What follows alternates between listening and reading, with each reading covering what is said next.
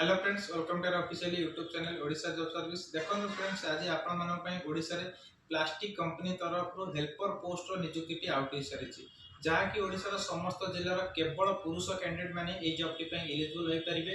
एथि सहित आपण मानकर योग्यता जदि आपण माने पाठ पढिथिबे किबा पाठ न पढिथिले भी आपण माने ए जॉब टी पई एलिजिबल होई परिबे। बयस आपण मानकर मिनिमम 18 वर्ष रु 35 वर्ष मध्य हेउथिबा कैंडिडेट माने आम मानकु जोगाजोग कर परिबे।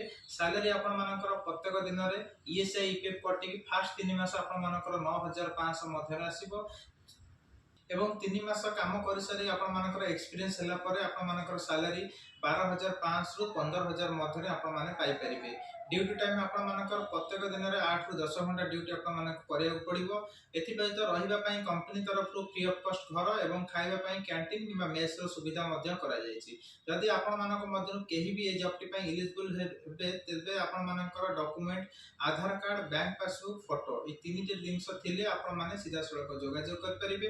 हम officially address Rasulgarh Bhubaneswar near Urmi hotel plot number 222 रे आपण माने कांटेक्ट कर परिबे। जदि आपण किछि अधिक जानिबा को चाहउछंती तेबे दिया जायथिबा ऑफिशियली कांटेक्ट नंबर रे सीधा सड़क जोगाजोग कर परिबे। कांटेक्ट नंबर 7749084447 अन्य नंबर टी 8984300792 ए दुई गोटी कांटेक्ट नंबर रे सीधा सड़क जोगाजोग कर परिबे।